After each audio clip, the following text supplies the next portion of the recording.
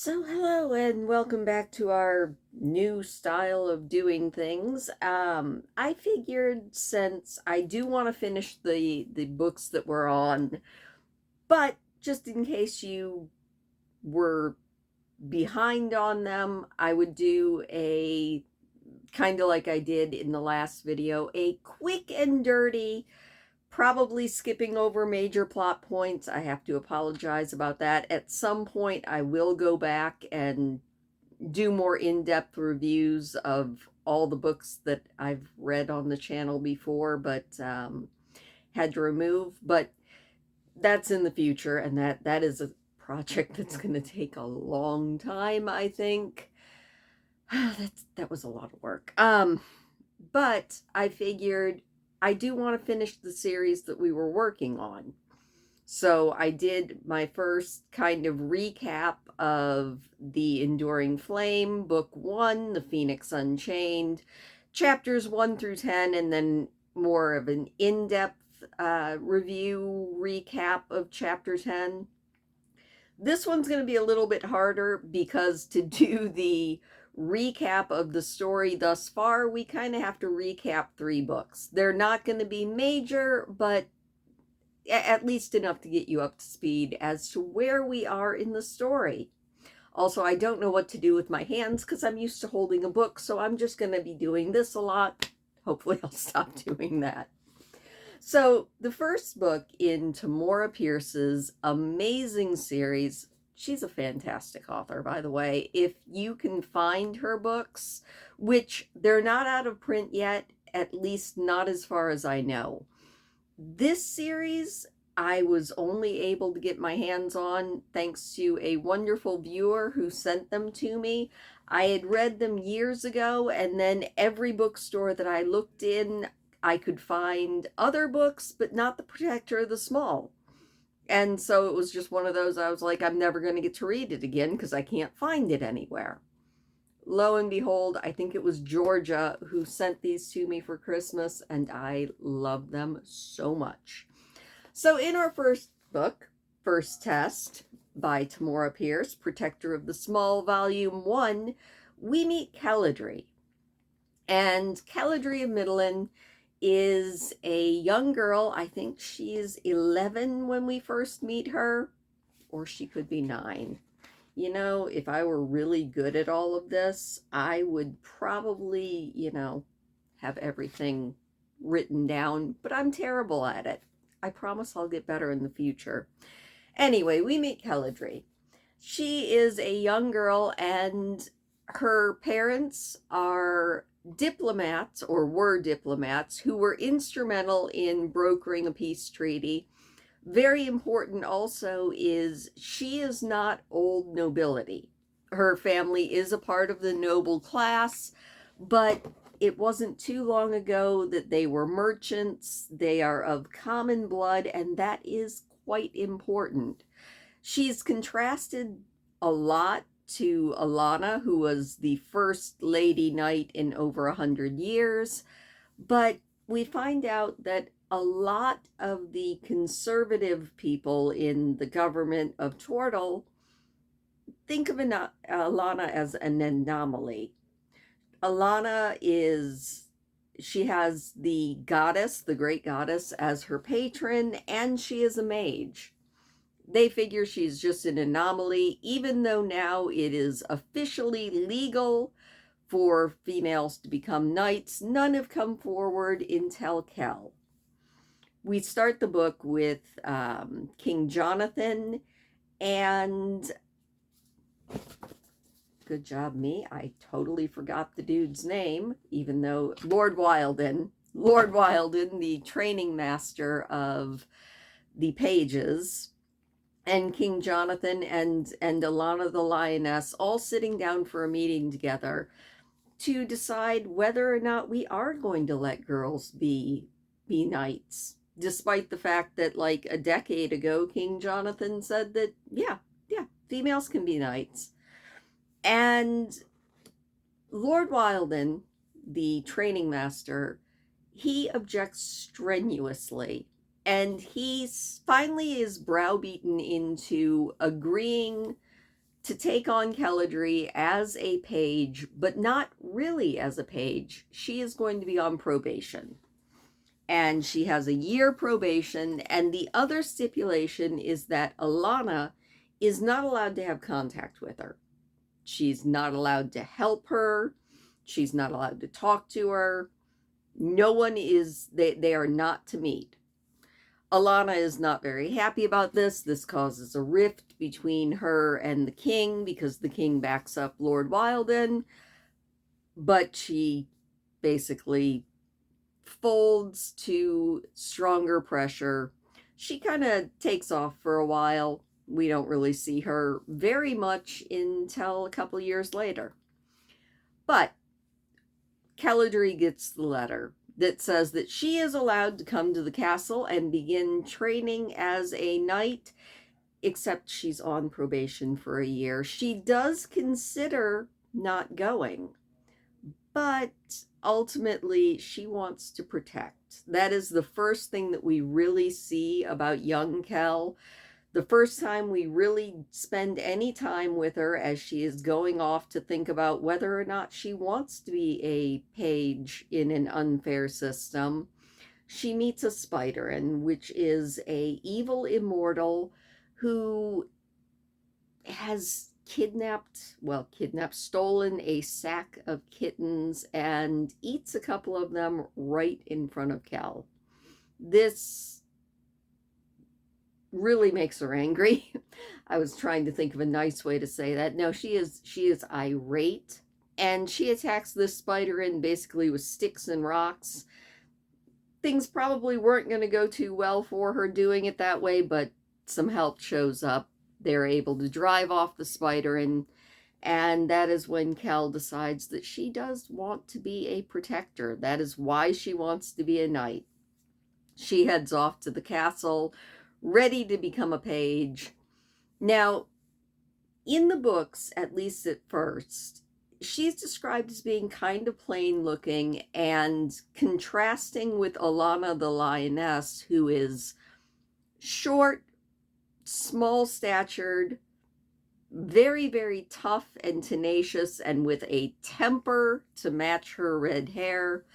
Kel is larger than a lot of the girls her age, and has been deemed the Yamini lump because, well, in the Yamini Islands with her parents who were diplomats, she learned their stoicism. The Yamini are loosely based, I would say, on the Japanese, especially of probably the Edo period.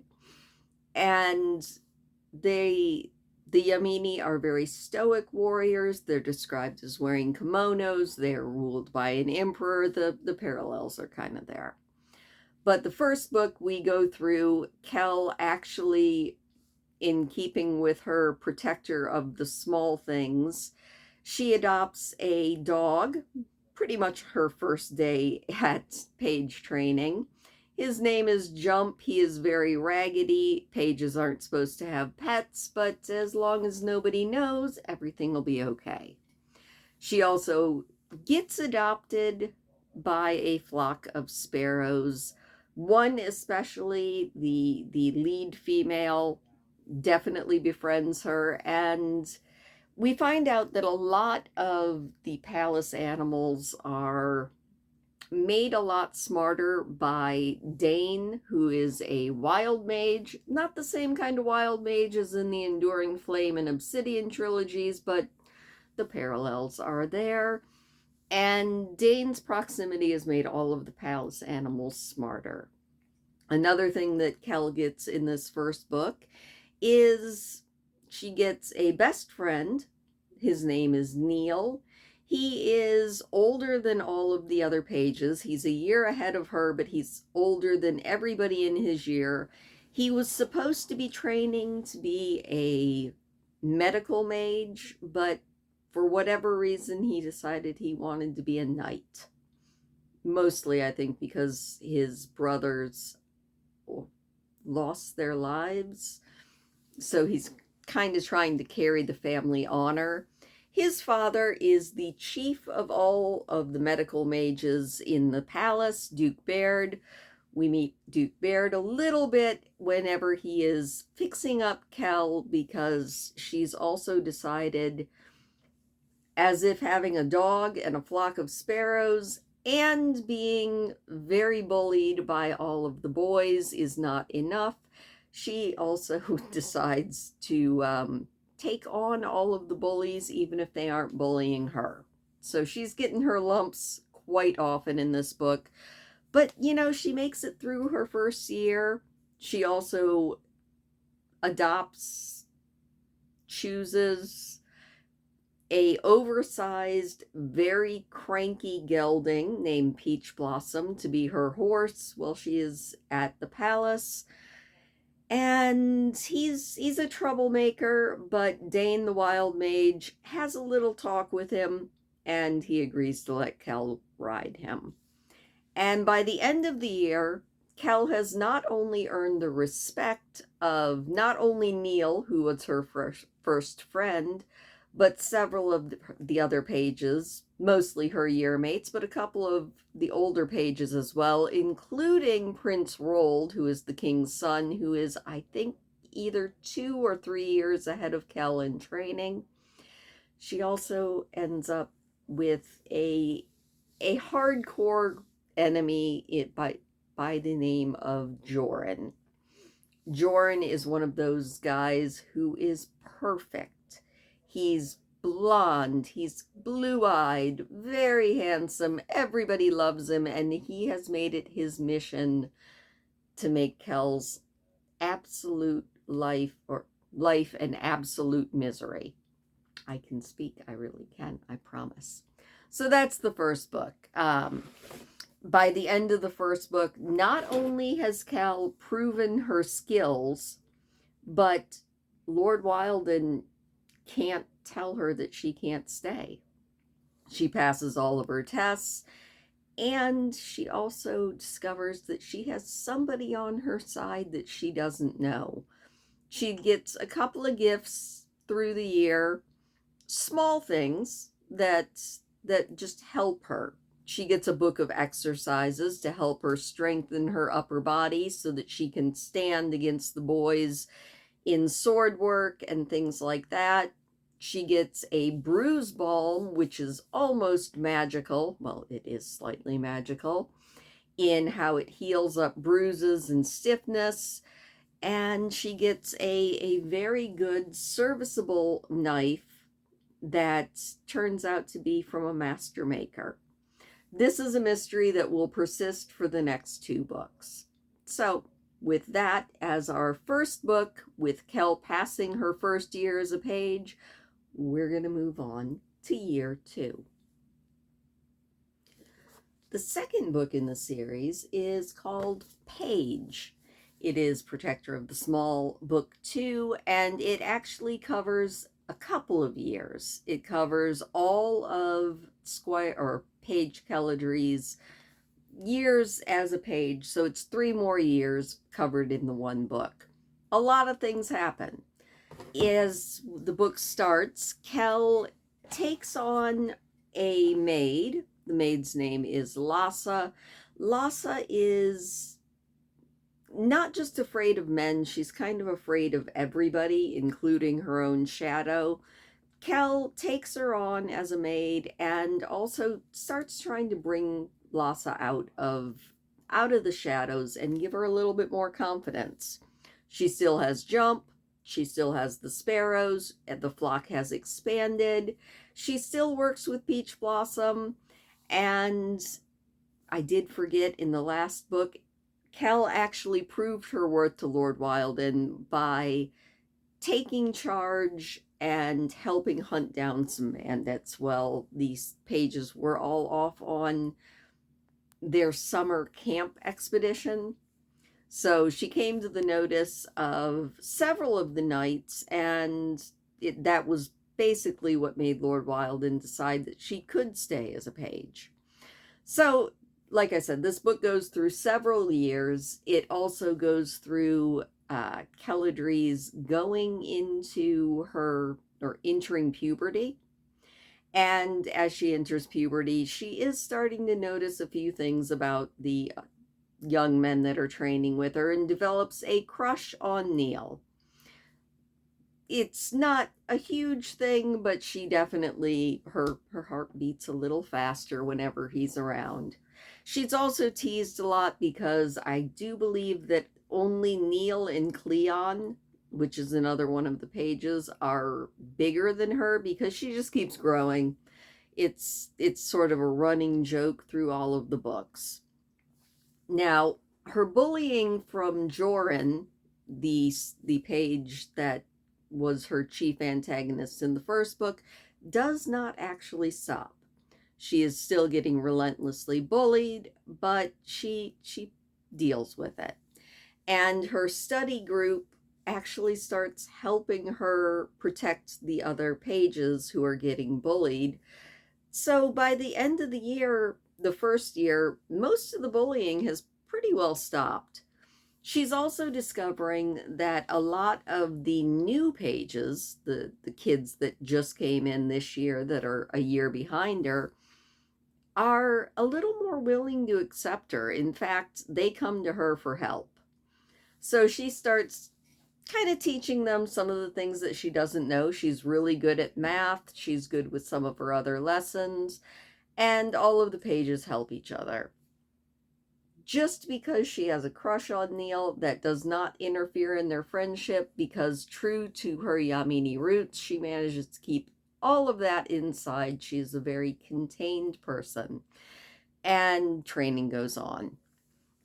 A lot of the next summer's camping time deals with hunting down more bandits, and we meet Lord Raoul of Golden Lake, who is one of Alana's friends. We get a few more gifts from the mysterious benefactor. I think one of them is perfect for a second year page. She gets an armor cleaning kit.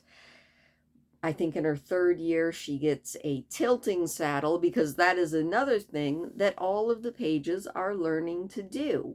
They're actually learning how to tilt and how to do mounted combat. There is a huge brawl in the stables that is broken up by the horses, of all things. And we also find out that Kel, for all of her admirable qualities, does have a fear, and that is heights. That is her greatest weakness, and all of the pages know it. Lord Wilden knows it, and he seems to take delight in constantly sending her up onto the heights. A lot of the other pages think that Lord Wilden is bullying her, but Kel looks at it a little differently. She sees it as him actually helping her because she has to get over this fear. So a lot of the book is just kind of dealing with the trials and tribulations of puberty and entering your teenage years, but a lot of it is also, imagine entering puberty and hitting your teenage years while also being in basic training from the army. That's kind of how I equate it in my mind. I have a lot of admiration for Kel. I don't think I would have been able to do what she did. But as the years go on, Kel gets more sure of herself. She's slowly getting better at her fear. She's also slowly not coming to like the king, because she knows that the king is the one who authorized her probationary period, and she has a great deal of resentment for that. But she is starting to respect him as a monarch. You know, she has some talks with some of the older knights and finds out that you don't actually have to love the person that you serve, you just have to serve and respect. Hopefully, we all hope that the king will never do anything to actually break her trust, because Kel, I don't think she holds a grudge, but she is a very capable person. Now, Lhasa, her maid, is starting to come out of her shell throughout this book, and she's also starting to learn a little bit of self-defense that Kel is trying to teach her. That was precipitated by Kel coming across Lhasa being harassed by a upper servant. Kel came to her rescue that time, but after that she decides it's time for Lhasa to learn to protect herself. At first, Lhasa doesn't want to learn this, but she slowly comes around. She also starts blooming a little bit in her own right and showing an interest in tailoring. It seems to be something that she has a really good aptitude for. She's always kept Kel's clothes perfectly ever since Kel hired her. She's helped the other pages, and it's just sort of become a thing.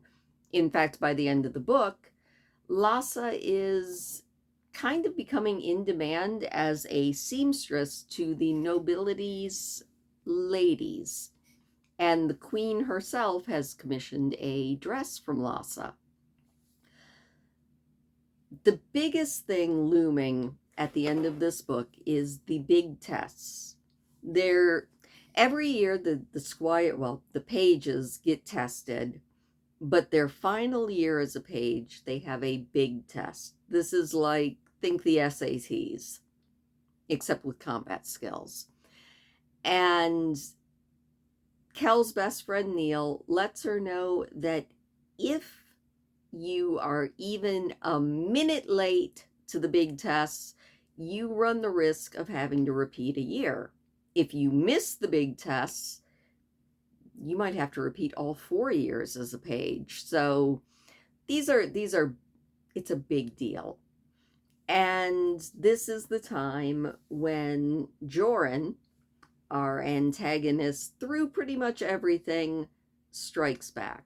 We aren't sure that it's Joran, but who else could it be, at least at this point? Kel's maid and Jump, her dog, are kidnapped right before the big tests, and Kel faces a moral dilemma. Do you go rescue your maid and miss the tests, perhaps have to take all 4 years of pagedom over again because she really does want to be a knight? Or do you just tell the guards that your maid is missing, have them search for her, take the tests, and then come back? Well, at this point, we know Kel. Kel abandons the tests and goes to find her maid. She gets a letter, basically not a ransom, but basically a, hey, we've got your maid, and she's at the top of the highest tower in all of Chorus. And her maid was put up there knowing that Kel has a terrible fear of heights. But Kel is noble to the bone, despite the fact that her family comes for commoners, and she heads up the tower.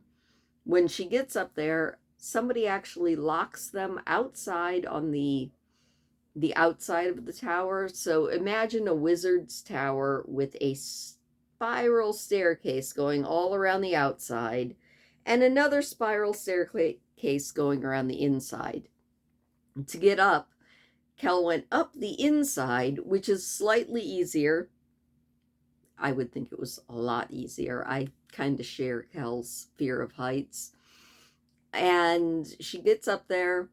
She finds Lhasa, unties her, unhoods her, finds Jump, who has been chained up next to Lhasa. They're about to go back inside. The door shuts and latches. So now they are outside, and the only way out, the only way back to safety, is to go on the outside of this tower. Somehow, Kel does this. It takes a lot. At one point, the stairs that they are going down, which aren't often used, Kel actually puts her leg through them because the stairs give way. So then she has to go not only helping Lhasa, bleeding heavily from her leg, but also carrying Jump, her dog, who's been injured. She somehow makes it to the bottom. Before she passes out, she lets everyone know that somebody kidnapped her maid. They track them down and arrest the two men who, for whatever reason, don't want to give up the name of the person who sent them after the maid. They just kind of shush.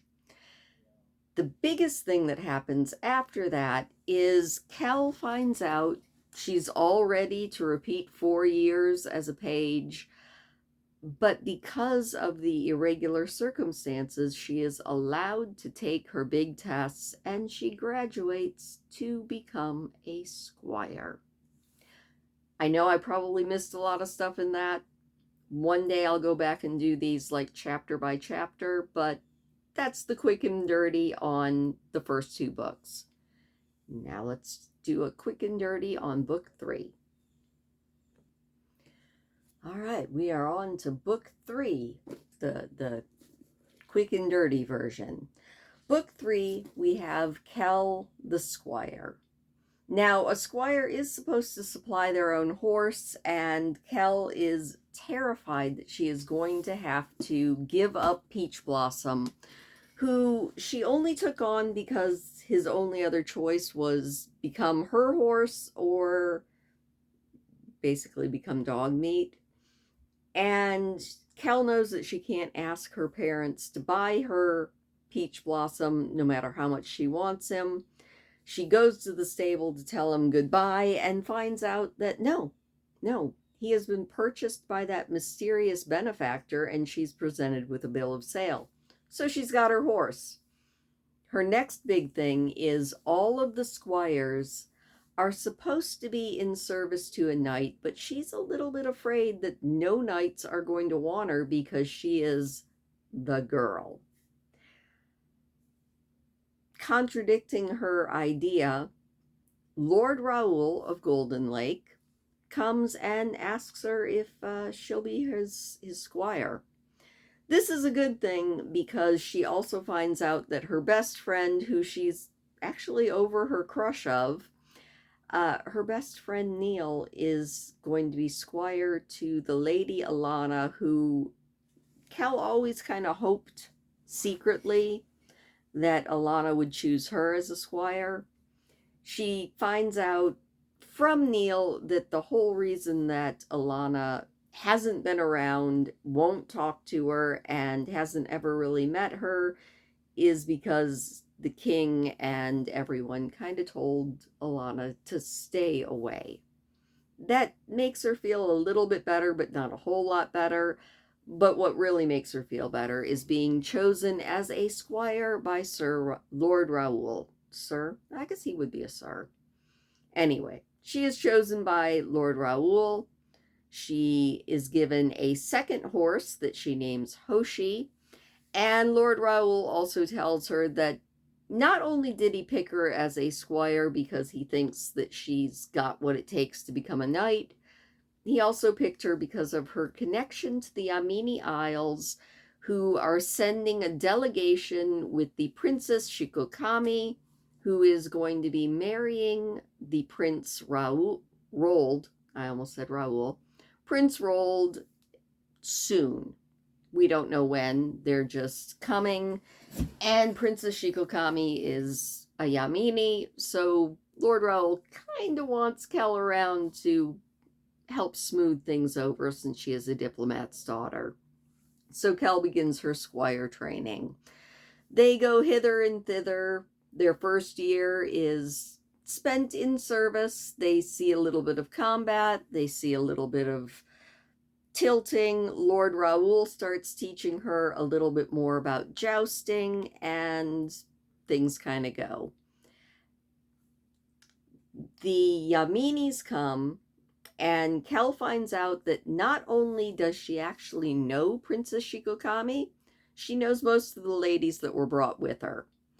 She also gets a crush on Neil's cousin, who is serving in Lord Raoul's company. It is a little bit awkward. Kel spends some time wondering if she's fickle, because at first thought she loved Neil. Now she thinks that she loves his cousin Dom. She's a little confused. It is a very confusing time of life, but overall, most of Lord Raoul's men get to know Kel and they come to actually respect her.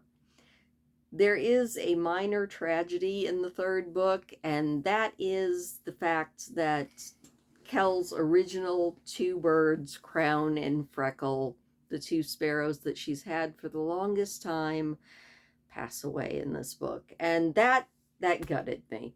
I'm not gonna lie. I always hate it when the innocent animals die in books, even if they die of old age, which both Freckle and Crown did, but it's still heart-wrenching. Kel also, after that, spends a summer at home, goes back to court. Shikokami is there, and now it's time for the Grand Progress, which is basically a monarch parade as the king is going to go through his kingdom and see all of his people, check on everything, and especially show off Princess Shikokami so that the people can see what will be their next queen. We find out that Lord Raoul hates this and keeps finding excuses to go anywhere but the Grand Progress. And we also go back and wait at the big, not really antagonist for this book, because that's coming, but all through all of these books, there is the specter of the Chamber of the Ordeal. And Kel starts testing herself against that. The Chamber of the Ordeal is a small chamber inside of the castle, in the chapel, and it is where knights are tested. They go in, they face their greatest fear. Sometimes they don't come out. Sometimes they come out and there's a lot of issues. Sometimes they come out and they don't live very long. But if they come out of the chamber and have passed through it unharmed, then they become knights. This is something every knight has to go through, and usually the squires will go and keep vigil for the year mates that are going through it. Now, Prince Roald goes through the chamber, comes out, he's fine. The next person that goes in is one of Joran's friends. He goes into the chamber, comes out, and that's when we find out that I think his name was Garvey. He is actually the one who hired the kidnappers of Lhasa. He comes out of the chamber, goes and confesses to this, because the chamber is making every hurt that he ever did to an innocent person or woman, because it turns out he's assaulted a lot more than just Lhasa, felt. He goes through a trial, and this is where Kel comes into conflict yet again with King Jonathan, because he is found guilty.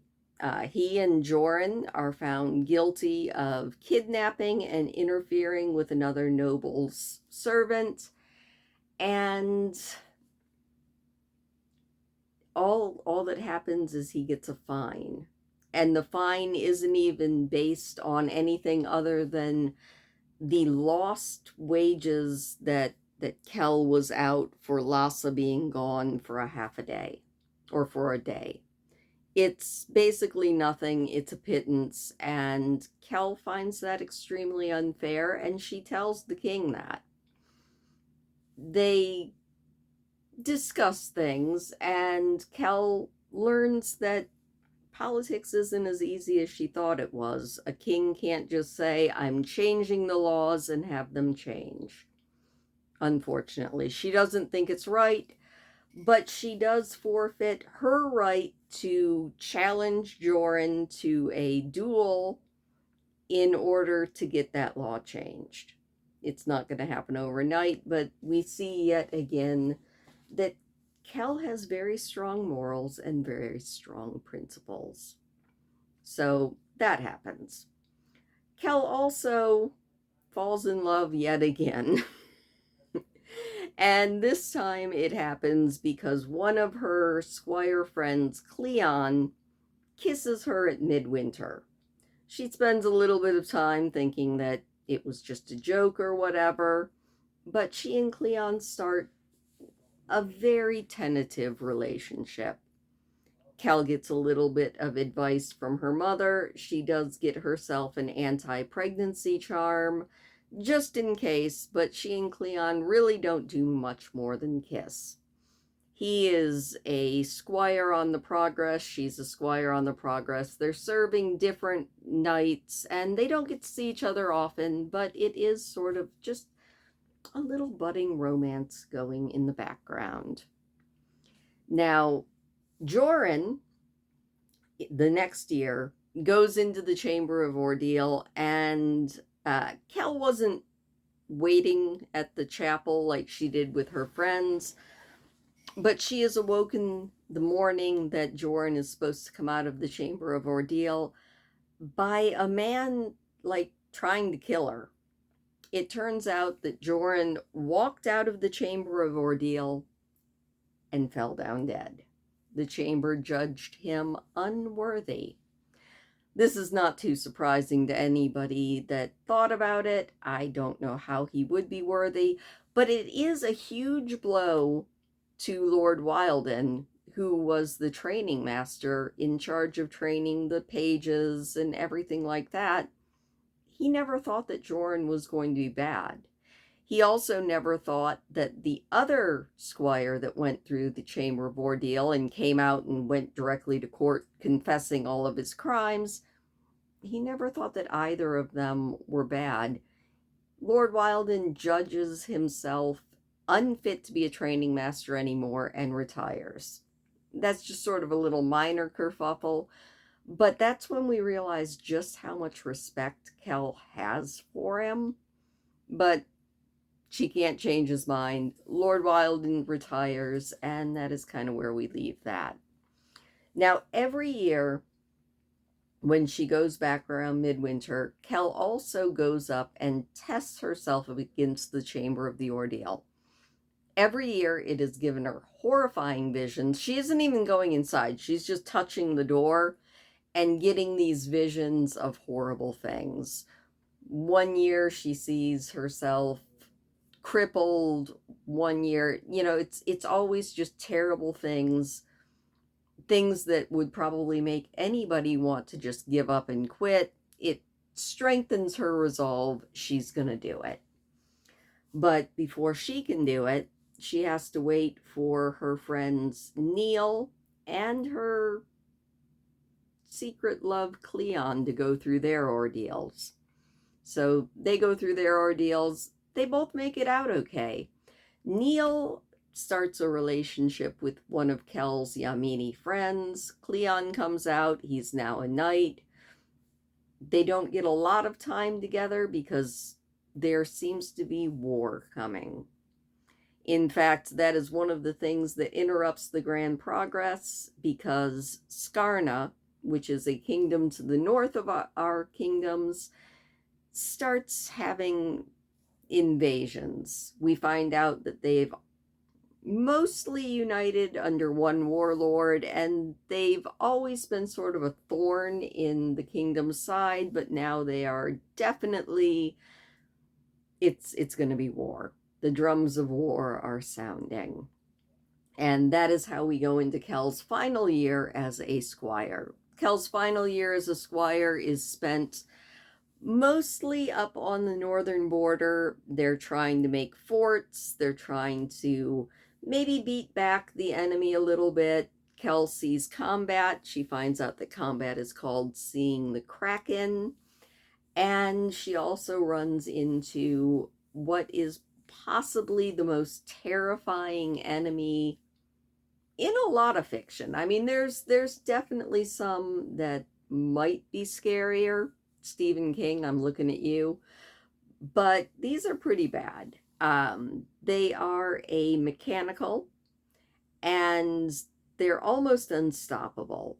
Kel's patrol comes across one, and it pretty much chops up everybody in the patrol. Kel figures out how to kill the mechanicals, but it takes a lot out of her. And as she finally gets this thing down and realizes that the only way to kill it is basically to just punch a hole in its head, as she punches a hole in this mechanical beast's head, a whiteness comes out and it's crying like a child. Horrifying. Terrifying thing. I feel like it belongs in Doctor Who. Icky, icky, icky. But, you know, there's a little bit of joking after that about how Kel has definitely seen the Kraken. And that's pretty much where that summer wraps up. There's fighting, but winter is closing in, and Raoul tells Kel, are you ready? We have to be back. And Kel's like, what do you mean? And he's like, the Chamber of Ordeal? You do want to be a knight, right? I mean, I'll keep you as my squire forever, but I thought you wanted to be a knight. They head back, and Kel goes through the Chamber of Ordeal. Now, honestly, the Chamber of Ordeal kind of gives her, I would say, an easier time than maybe it did for some of the others. It gives her fear of heights, and you know, it doesn't seem that bad, but when she hits the bottom, the chamber also sends her a vision, and that vision is of a weedy little man with an army of those mechanicals and heaps of dead children's bodies. And the chamber basically, after that, lets her out. Kel is a knight! Huzzah! She also finds out at the end of this book that the patron who has been sending her mystery gifts, now that she's a knight, can come forward into the light and also give her her shield and a beautiful sword. And that patron is Alana, the lioness. So I think everybody that reads the book has pretty much figured out that Alana is the person who is sending her all of the things, but it did come as a surprise to Keladri. I also forgot to put into this probably one of the funniest things in the book Squire. Kel ends up for a time with a baby griffin.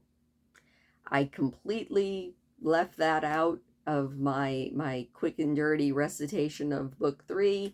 But the baby griffin is maybe not one of my favorite parts, but it's up there. He is a troublemaker, and he makes Kel's life quite difficult for quite a long time. So that gets us up to Lady Night, the 4th and final book in this series. And I'm just going to do chapters 1 through 9 really quick, just to catch us up to speed. My goodness, we're already at 43 minutes and I haven't even gotten into like this entire thing. Well, actually it's chapter 8 that we were on. Kel is now a knight.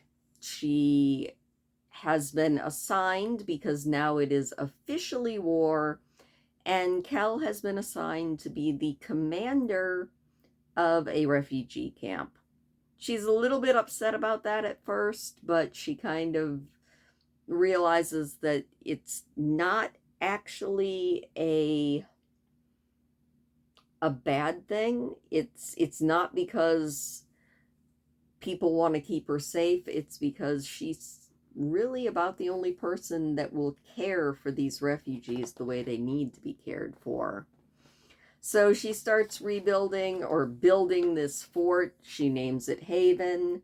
She's slowly but surely winning over Fanch, who is one of the refugee women who doesn't like Kel at all at first. She also reunites with Cleon, but for whatever reason, Cleon holds her at arm's length. Kel finds out that Cleon actually has to marry a wealthy noblewoman, And so their brief love is over. This is a little bit less daunting to Kel than it was, because as soon as she saw Cleon, she realized that he wasn't making her heart jump the way he did before. And again, Kel wonders if she is fickle. She gets the fort moving a little bit, and they get a few more defenses going. The mage Numir Samalin shows up and raises stones, which to help conceal the fort. They fight off their first attack of Skarnans with not one but two of the killing machines. Kel also, in the first third of this book, goes back into the Chamber of the Ordeal and demands some answers. I do love the fact that the Chamber of the Ordeal is ironically funny, in the fact that it's like, look, you are going to encounter that man that I showed you in the vision, and you are going to stop him because he is terrible, and that is what I'm telling you you need to do. So Kel not only is in charge of all of these refugees, she has a mission that has been laid on her by the Chamber of the Ordeal itself to find and stop who she calls the Nothing Man. I think his actual name is Blaze. Terrible name. And that is kind of where we left off. They fought off a couple of the killing machines. They brought in another group of refugees. In that group of refugees is a very, very pompous man who, I have to say, annoys me to no end, because I think I've met him in real life several times. He calls Kel a lot of names, and she kind of lets most of it roll off her back, but she does assign him to latrine duty. And that is kind of where we left it, with Kel training some of the youngsters, because she's decided that all of the refugees under her are going to have to learn to fight. And that is kind of where we're going to pick it up and do a slightly better, I hope, recap of Chapter 8, First Defense. In Chapter 8, Kel starts off waking up in the morning and not feeling 100%. She seems to be getting a cold, but she puts that to one side and heads off to do her morning glaive practice. She shows up to do it and discovers that the students that she had been drilling the night before, trying to teach them how to use the spear, are all there and they want to join her. She doesn't really believe that they're into it, but she trains them anyway. Now, while she is training them, Dane, the wild mage, comes up and lets her know that while they were off fighting the killing machines, Dane was giving instructions and a little bit of extra, I was going to say smarts, but magic to all of the animals at Haven, which is what she's named the place that she is at. So all of the animals are almost as smart as people. And so they will also help to defend. The only thing Dane asks is that Kel try to protect them as best as she can. And Kel is like, heck yeah, I totally will. Now, regular camp stuff is going. Kel runs into trouble with the irritating man, Master Veilstone. He accuses her of holding a grudge against him and assigning him to latrine duty because he named her for the troll that she was.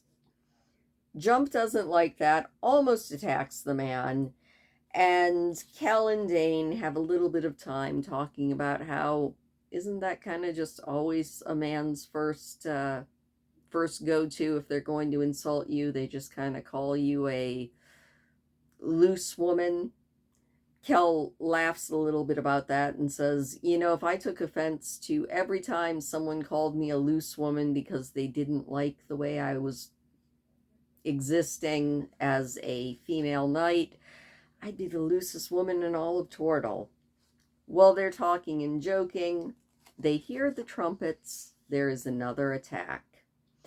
Kel leads a contingent out because Sergeant Merrick, one of her fellow knights, is actually in trouble. She leaves Neil in charge and tells everybody else to come with her. They fight and actually do fight off their attackers, despite the fact that there's a lot of injuries, there's a lot of issues, and the attackers are coming from the direction of one of the other forts. So that's not very good. A lot of it is they're saved by the fact that the mage Numir Samelin is still around. And he starts having the ground open up and swallow attackers. Jump leads a contingent of the camp's dogs out to defend the fort. It's just it's a crazy battle. I do like that Kel, as she watches Jump race forward leading the camp dogs, she spares a moment to think, well, I said everybody at Haven works. I guess that means everybody fights too. It takes a while. They manage to fight off their attackers. Again, like I said, thankfully, Numir fights and helps. It almost ends up being a bad thing because Numir having the ground open up and swallow the attackers kind of scares Kel's defenders as well, especially her convict soldiers. But it does kind of eventually happen.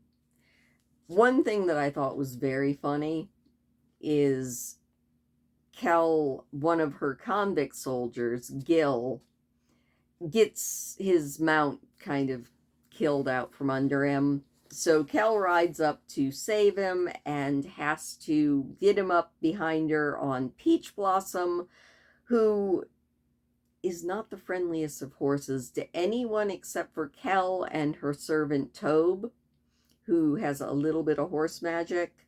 It's kind of funny. And Kel reaches down to get Gil up on Peach Blossom, and she tells Peach Blossom to behave. Gil looks at the hand that Kel is offering, looks over at Peach Blossom, gulps, and Kel has to tell him, Numir's about to do something. Come with me or stay here. It's your choice, but you better make up your mind quick. The guy decides that braving the biting horse is maybe a little bit better than certain doom or facing whatever Numir is about to do. Numir does a major working and has most of the soldiers eaten by the ground, which that's some pretty big magic. But he's kind of not really down for the count, but he's not doing good. None of the soldiers, except for Kel, are willing to approach and help Numir, who is being attended to by Dane, the wild mage, but she's in raven form, so she can't really do much other than desperately preen his hair, his feathers. They get Numir. Dane says, please keep an eye on him because she has to go off and see what's going on at the other forts. Hopefully she wants to come back if she can, but Dane says, if it's this bad at Fort Giant Killer, I'm going to have to take word to Fort Mastiff and Northwatch. I hate to ask you when you have so many to mind already, but could you keep an eye on Numir? He'll try to move around after he gets some rest, and he's not going to want to eat proper. Kel promises to take care of Numir. Dane takes off and pretty much Kel has to bully Peach Blossom, who isn't really ready to stop fighting. He wants to go out and probably help Dane, but Kel tells him to head back and go to Tobe, get some rest, because definitely there will be a lot more fighting coming on. Kel also realizes that she lost in this battle almost 1/3 of the soldiers that she had at the fort. So in the next chapter, she's supposed to be reporting to commanders and at the Fort Mastiff, and she decides when she does that, she is definitely going to ask for some reinforcements. And the chapter ends with her telling the watch commander or the watch sergeant to get some people on burial detail. She notices storm wings up in the sky. She hates storm wings. They defile the dead. So she goes off to shoo the storm wings away. Well, yet again, Haven is going to be left to clean up. Kel is no closer to finding the Nothing Man, and her fort is now down about 1/3 of her soldiers, so she's got a lot of work to do. I'm going to work on maybe taking notes before I do the next chapter, because I keep forgetting things. I do appreciate you guys sticking around and putting up with me while I am trying to figure out how to do this whole recap review thing. I really do appreciate it. Thank you so much. Let me know of any ways that you can think of that might help me improve. I'm definitely thinking note taking will probably help, but until next time, thank you for listening. I'm thinking in the future I will probably do a couple chapters a night if I can figure out how to do it in a decent manner. It's just these first couple books, I wanted to make sure that everybody was caught up to speed. So thank you so much. I really do appreciate you. And I will see you tomorrow as we recap the next chapter in the Enduring Flame trilogy. But until then, I will see you later.